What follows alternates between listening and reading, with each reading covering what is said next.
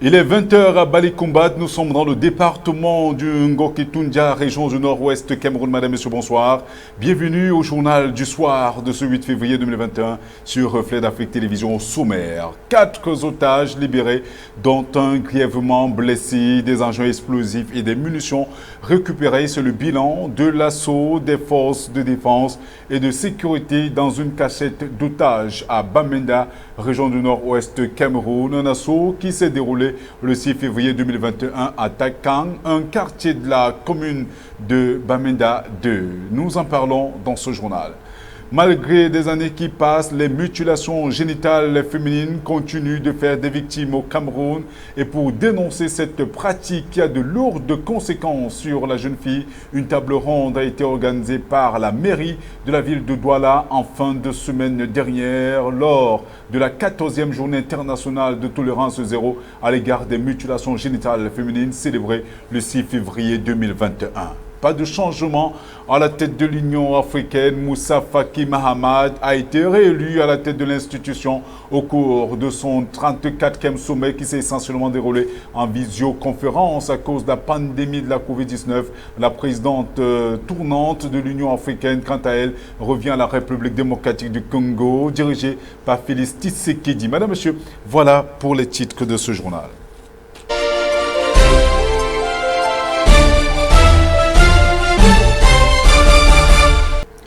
Bonsoir une fois de plus. Comme nous l'annoncions à l'entame de ce journal, 4 otages viennent d'être libérés par des forces de défense et de sécurité dans une cachette d'otages à Tanka, un quartier de la commune de Bamenda 2, région du nord-ouest Cameroun, parmi lesquels un grièvement blessé. Ce groupe de commandos a également pu mettre la main sur des engins explosifs et des munitions au cours de leur assaut. Carole Nokwa.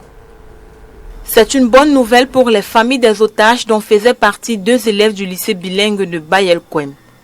Kidnappés il y a peu de temps par les sécessionnistes, les forces de sécurité et de défense ont découvert au bout d'une opération de recherche que les personnes prises en otage n'étaient pas loin du lieu de leur enlèvement. C'est donc suite à ces renseignements que ces derniers ont lancé un assaut dans la cachette des séparatistes à Tanka, un quartier de la commune de Bamenda, 2e région du nord-ouest Cameroun. À l'issue de cette opération militaire, 4 séparatistes ont été neutralisés et les otages libérés. Selon un bilan publié par la CRTV, l'on y apprend que l'un des otages, un homme âgé, a été grièvement blessé et ce dernier se trouve sous soins intensifs à l'hôpital militaire de la région numéro 5 à Bamenda. Il faut souligner que depuis le début de la crise dite anglophone, il y a près de 4 ans, la prise d'otages dans la région du sud-ouest et le nord-ouest contre rançon est un phénomène courant.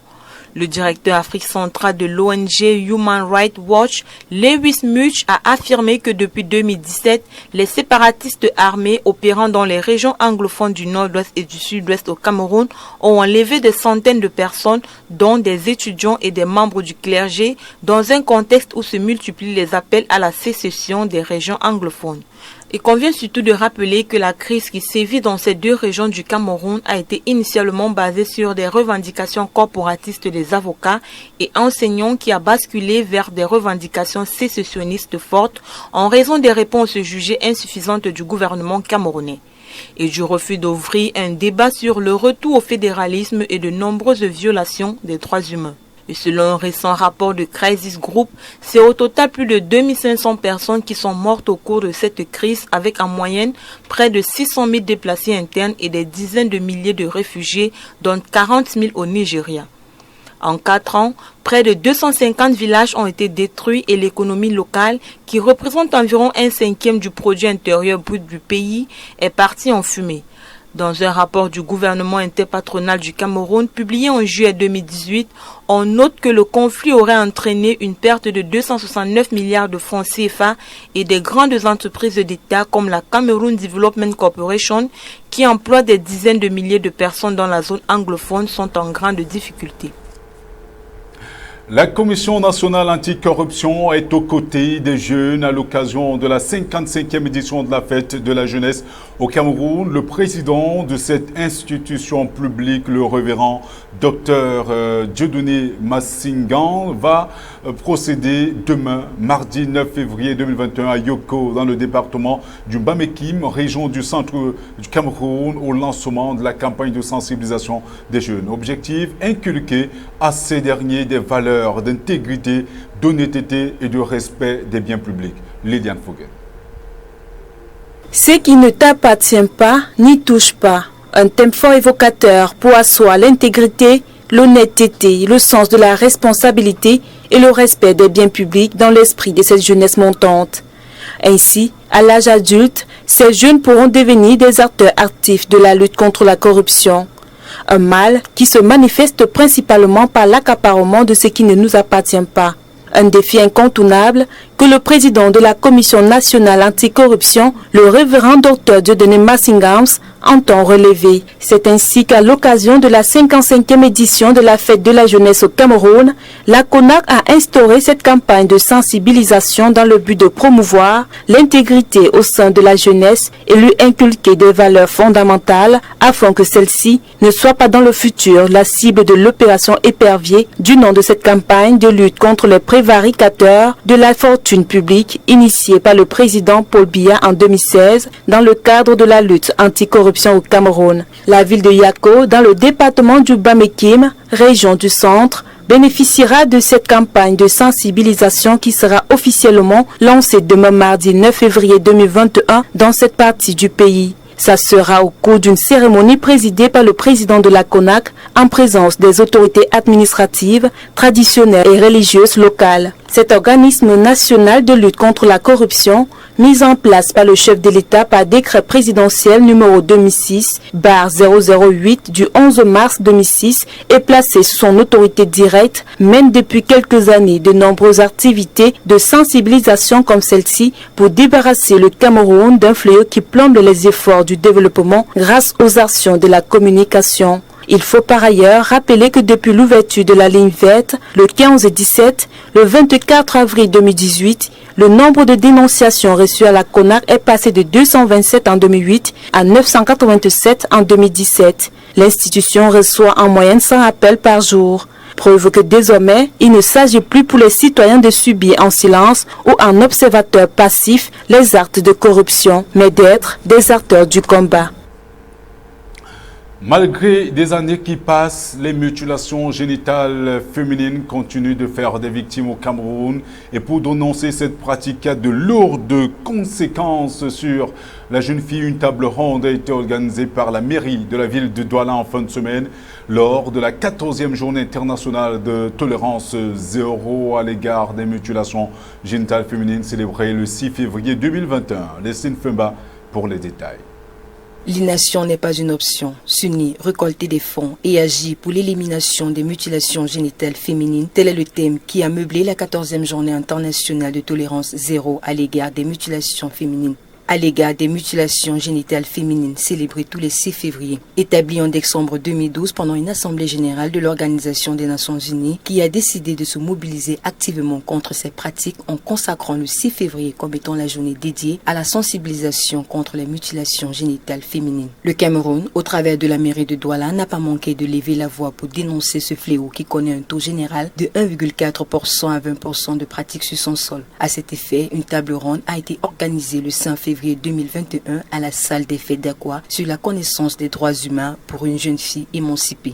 Pendant la rencontre qui a permis de réunir un panel d'experts en droit, en genre, la société civile et les élus locaux, l'objectif non seulement était de dénoncer, mais également d'expliquer les conséquences de cette pratique qui consiste à l'ablation partielle ou totale du clitoris et des tissus abjects ou sutures de l'orifice vaginal des jeunes filles. Cette pratique, ancrée dans le septentrion qui tend à se répandre dans certaines localités de l'Est, du Nord-Ouest et du Sud-Ouest à cause des migrations des réfugiés et des guerres que connaît le Cameroun, a de lourdes répercussions telles que des blessures graves et potentiellement mortelles, la possibilité de problèmes de santé et de douleurs à vie, la possibilité de causer des complications fatales au moment de l'accouchement et la possibilité d'affliction à long terme sur la santé mentale des victimes, a expliqué Alex Mendy, le président de promotion et assistance de la femme africaine TEM, une association de défense des droits de la femme. Pour les juristes, les mutilations génitales féminines sont une violation à l'intégrité physique et à la santé mentale de la femme et la jeune fille et constituent dès lors une violation grave des droits de l'homme tant qu'elle témoigne une inégalité flagrante entre les sexes.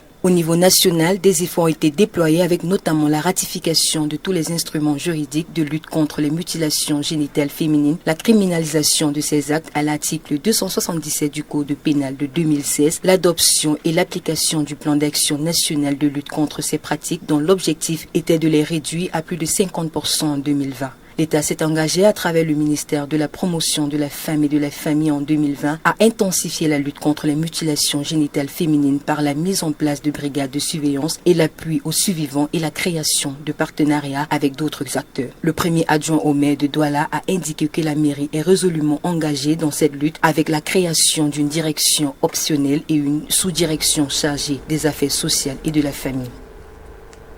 C'est un véritable ouf de soulagement que des Camerounais en situation irrégulière aux États-Unis en cours de rapatriement ont poussé en fin de semaine dernière. Ils étaient au nombre de 60.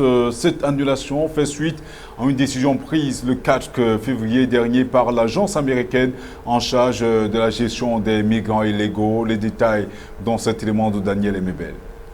Dans un communiqué de l'agence américaine en charge de la gestion des migrants illégaux, publié le 4 février dernier, on peut lire, je cite, « Les allégations d'inconduite et de maltraitance des détenus étaient en cours d'examen par le département de la sécurité intérieure et le bureau de l'inspecteur général. Parmi les 60 Camerounais qui étaient censés atterrir à l'aéroport de Douala par le vol spécial de type Boeing 767-200 de la compagnie Omni Air International, comme l'avait annoncé un communiqué du ministre des Relations extérieures le 29 janvier 2021. L'on apprend en effet que 5 d'entre eux avaient lancé une demande d'asile pour protester contre leurs conditions de garde à vue au centre de traitement où ils se trouvaient. Soulignons que dans un rapport rendu public le 18 décembre 2020, l'ONG de défense des droits de l'homme, Human Rights Watch, avait demandé au gouvernement américain de cesser d'expulser ces Camerounais vers leur pays. Pour elle, les différentes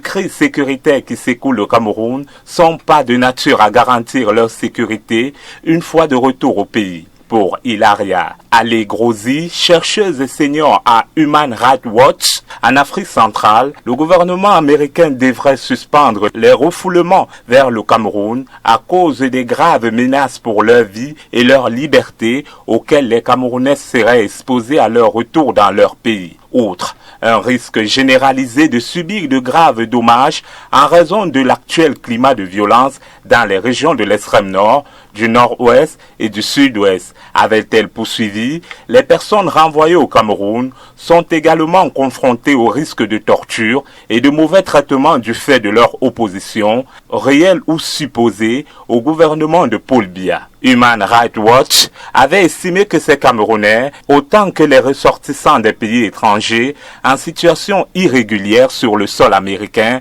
devraient se voir octroyer un statut de protection temporaire destiné à préserver les citoyens et les résidents habituels du pays qui traversent des circonstances extraordinaires et temporaires. Par ailleurs, il faut également noter que contrairement à son prédécesseur républicain Donald Trump, le nouveau président américain, le démocrate Joe Biden, veut une ample réforme de l'immigration.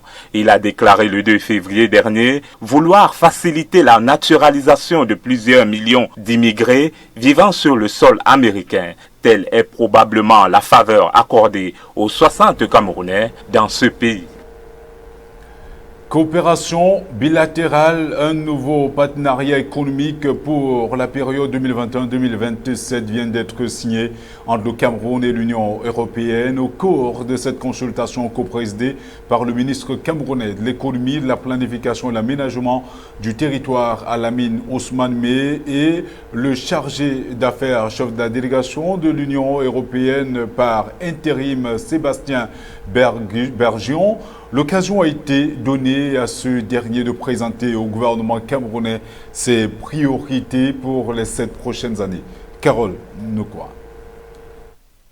Ces échanges avec l'Union européenne interviennent au moment où l'actualité avec cette institution est marquée par la finalisation des négociations pour un futur accord de partenariat Afrique, Caraïbes, Pacifique, Union européenne post-Cotonou. Cet accord, qui sera effectif d'ici 2021, vise à instaurer un partenariat politique renforcé entre les États membres de l'Organisation des États d'Afrique, des Caraïbes et du Pacifique et l'Union européenne afin de réaliser des résultats mutuellement bénéfiques dans des domaines d'intérêt commun et interdépendants et sur la base des valeurs partagées. Ainsi, l'Union européenne entend bâtir ses interventions au Cameroun dans le cadre d'un programme indicatif multi-annuel qui s'articulera autour de 3 aires prioritaires, à savoir développement durable et action pour le climat, croissance inclusive et emploi durable et gouvernance, démocratisation, paix et stabilisation. À côté du programme indicatif mutuel annuel, la partie européenne a aussi présenté le projet d'initiative Team Europe, qui est une approche territoriale conçue pour répondre aux enjeux socio-économiques de la région septentrionale du Cameroun. Dans la même lancée,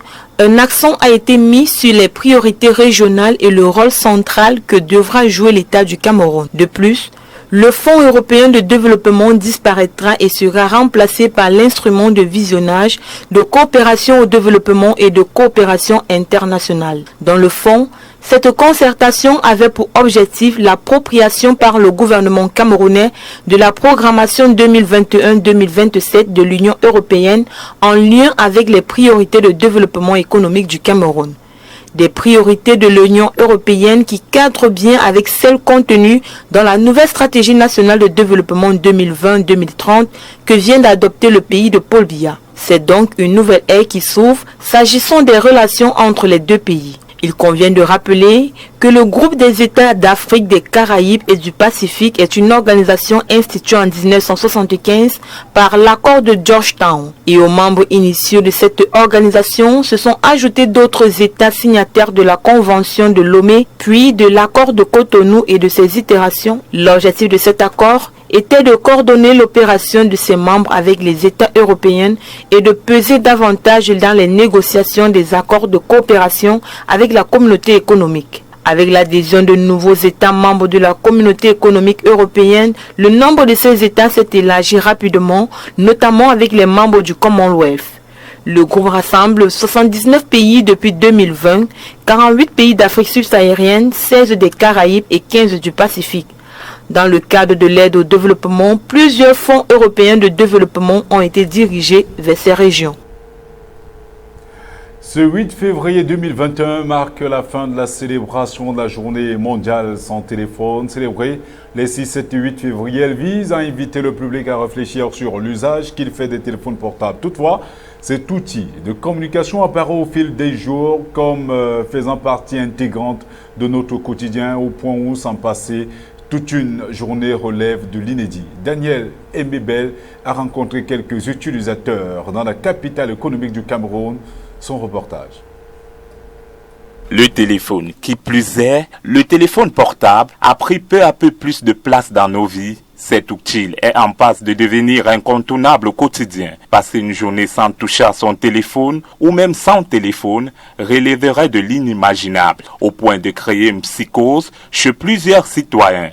Car pour ces derniers, le téléphone portable est un outil très important dans toute tâche à effectuer. Ça sera un peu difficile, surtout pour les gens, pour ceux qui ont fait de ça leur outil de travail. C'est difficile. Déjà, le téléphone est tellement ancré dans nos mœurs qu'on fait tout avec. Vous vous rendez compte que même les ménagères à la maison, on fait les programmes de menu dans le téléphone. Alors quand on oublie qu'est-ce que je peux faire aujourd'hui, on regarde le téléphone. Les recettes des menus, toujours dans le téléphone. L'habillement, la mode et tout, dans le téléphone. Vous voyez que le téléphone, à la limite même, ça nous hante.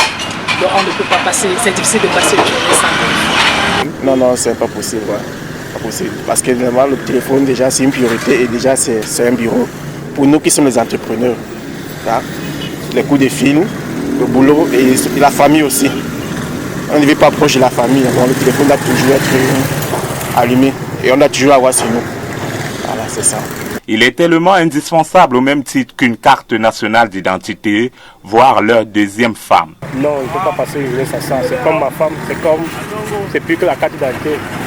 Lorsque j'oublie mon téléphone à la maison, moi, j'ai oublié de rentrer le chercher. Propos qui laissent croire que le téléphone portable a pris une place importante dans le monde en général et au Cameroun en particulier. Depuis son invention, il a subi de nombreuses modifications pour être arrimé à l'ère du temps. Horloge, navigateur web, appareil photo, MP3, montage vidéo et audio, entre autres, ils sont devenus de véritables assistants personnels. Au regard de toutes ces évolutions et services qu'il offre, il serait difficile de rallier 10 mètres sans voir quelqu'un faire usage de ce dernier, même si c'est pour le simple plaisir de le manipuler. C'est pourquoi le thème « Génération des têtes baissées » est employé au Cameroun. Rappelons que cette journée mondiale sans téléphone, lancée en 2001 par l'écrivain français Phil Marceau, vise à combattre notre dépendance actuelle au téléphone portable. Sur un tout autre plan et au sujet de la lutte contre le nouveau coronavirus, il ne fait aucun doute que cette pandémie pose un sérieux défi à l'économie mondiale, en Europe et en Afrique notamment. Certains pays ont annoncé de nouvelles mesures de reconfinement aux conséquences innombrables pour leurs différentes économies. Mais dans cet îlot de misère, on pense également que c'est une opportunité pour le continent africain parce qu'elle propose des solutions innovantes et créatives aux multiples besoins adaptés à notre contexte. Suivons le regard d'Abdou Salam Fan. L'Afrique fait preuve à ce stade d'une forte résilience à la crise sanitaire. La pandémie Covid-19 a fait place à une période d'incertitude pour des millions de jeunes en Afrique, en l'occurrence au Cameroun, perturbant les écoles et les calendriers scolaires, forçant les entreprises à fermer boutique. Même les divertissements et les rencontres sociales ont été également affectés. La pauvreté et la faim gagnant du terrain sur tous les fronts, entraînant une augmentation des dettes publiques sur le continent et dans le monde. Les affres de cette pandémie ont fait chuter la demande en matières premières, notamment des énergies fossiles, des mines et des produits agricoles, poumons de l'économie africaine. Identifier et libérer le potentiel d'innovation et de créativité de la jeunesse africaine pendant et après ce nouveau variant Covid-19 reste une priorité pour la jeunesse. La pauvreté et la faim qui gagnent sérieusement du terrain sur tous les fronts, entraînant ainsi une augmentation des dettes publiques. Les prévisions sont, comme pour le reste du monde, d'accord pour une récession sans précédent en Afrique. La Banque mondiale estime que la chute du PNB, produit naturel brut de l'Afrique subsaharienne, est de 2% à 5% en 2020. Mais les questions fondamentales restent posées. Que peut la jeunesse africaine pour ne pas être alarmiste? Quelles sont les pistes de sortie pour que l'Afrique applique sa résilience de la crise sanitaire à celle de la crise économique, financière et sociale? Comment cette pandémie peut être transformée en opportunité pour les économies africaines? L'heure est grave. La jeunesse qui regorge tout un grand potentiel, dynamisme, force et vigueur, ils sont ainsi interpellés au premier rang pour booster l'agriculture. Dans ce contexte de crise sanitaire, le commerce international pourrait par ailleurs offrir à l'agriculture vivrière d'Afrique centrale des opportunités pour se développer. Après l'analyse d'un échantillon de sang d'une femme décédée en début février 2021, les autorités sanitaires de la République démocratique du Congo ont annoncé hier dimanche le retour du virus Ebola dans l'est du pays. L'Organisation mondiale de la santé est informée et a dépêché une équipe d'épidémiologistes sur place pour évaluer la situation. Liliane Fouguen nous en dit plus. Confrontée à la pandémie de la Covid-19, la République démocratique du Congo doit désormais faire face au retour du virus Ebola. Les autorités ont en effet annoncé le dimanche 7 février 2021 la résurgence du virus dans l'est du pays après la mort d'une femme 3 mois après la déclaration de la fin d'une épidémie précédente. À la télévision d'État, la RTNC, le ministre congolais de la Santé, Eteni Longodo, a déclaré qu'il y a une résurgence du virus d'Ebola dans l'est de la RDC. Il a précisé que cet autre épisode de la maladie à virus Ebola avait été localisé dans la zone de santé de Biena, dans le nord Kivu, toujours dans cette partie du pays. Selon lui, il s'agit d'une cultivatrice épouse d'un survivant de la maladie à virus Ebola, ayant présenté en date du 1er février 2021 les signes typiques de cette maladie très contagieuse. Décédé le 3 février 2021, le ministre de la Santé, dans un communiqué, a indiqué que l'analyse de l'échantillon de sang prélevé avant sa mort a abouti à un résultat positif au virus Ebola. Le Bureau Afrique de l'Organisation mondiale de la santé, après leur enquête menée sur place, a annoncé dans un communiqué publié le dimanche 7 février 2021 que le village de Biena se trouve sur le territoire de Butembo, où plus de 70 personnes infectées ont été identifiées. La désinfection des sites visités par le patient est également en cours.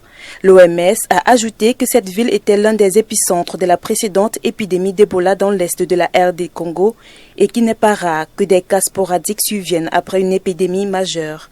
Ce nouveau cas a été enregistré après l'annonce le 18 novembre 2020 de la fin officielle de la 11e épidémie de la maladie à virus Ebola dans la province de l'Équateur, dans le nord-ouest du pays, et qui a causé la mort de 55 personnes sur 130 cas recensés. C'est le 16 octobre 2020 que le dernier malade d'Ebola avait été déclaré guéri dans cette province congolaise. Hier dimanche, le ministre Eteni n'a pas déclaré la 12e épidémie d'Ebola. Il avait prévenu en mi-novembre 2020 que le risque élevé de résurgence de la maladie à virus Ebola reste permanent en RD Congo. Par ailleurs, la 10e épidémie d'Ebola, la plus meurtrière dans le pays, a été déclarée le 1er août 2018 dans l'est du pays. Sa fin a été officiellement déclarée le 25 juin 2020 avec un bilan de 3 481 cas, dont 2 999 décès et 1162 survivants, selon les chiffres de l'OMS. Pour enrayer cette 10e épidémie, la RD Congo avait eu recours pour la première fois à la vaccination sur plus de 320 000 personnes dans cette zone instable avec 2 vaccins de 2 laboratoires différents, à savoir Merck et Johnson & Johnson. La même stratégie avait été utilisée pour venir à bout de la 11e épidémie qui s'était déclarée dans cette région, dans une région difficile d'accès de la province de l'Équateur, dans le nord-est du pays. Rappelons que le virus Ebola se transmet à l'homme par des animaux infectés. La transmission humaine se fait par les liquides corporels avec pour principaux symptômes des fièvres, vomissements, saignements et diarrhée.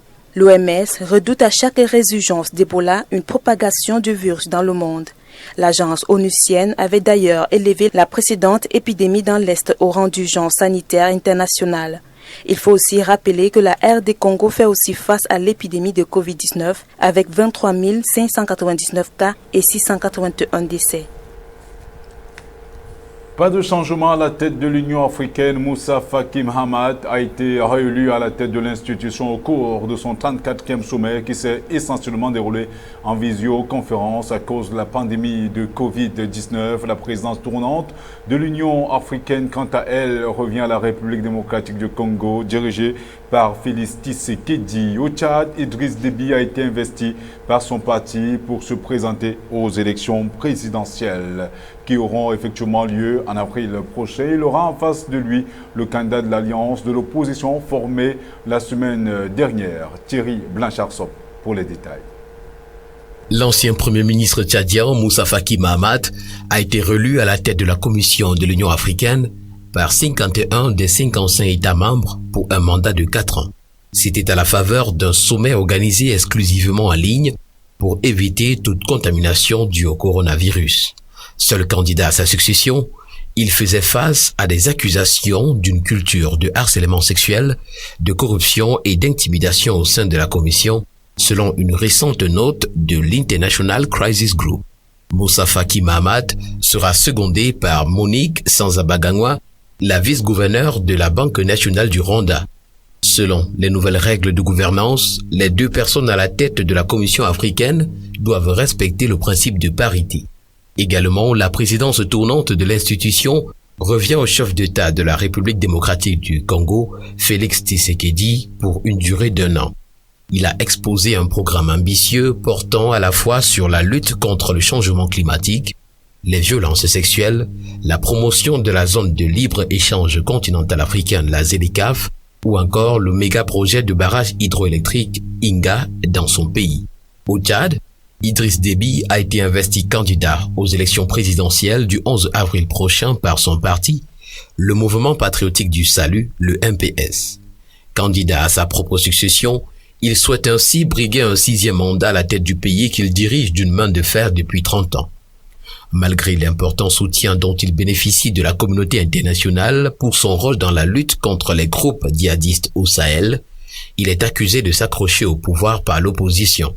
La semaine dernière, 12 responsables de partis de cette opposition ont scellé une alliance électorale dénommée Alliance Victoire afin de présenter un candidat unique face au président tchadien sortant et ainsi augmenter leurs chances de vaincre celui qui depuis 2001 est toujours vainqueur au premier tour.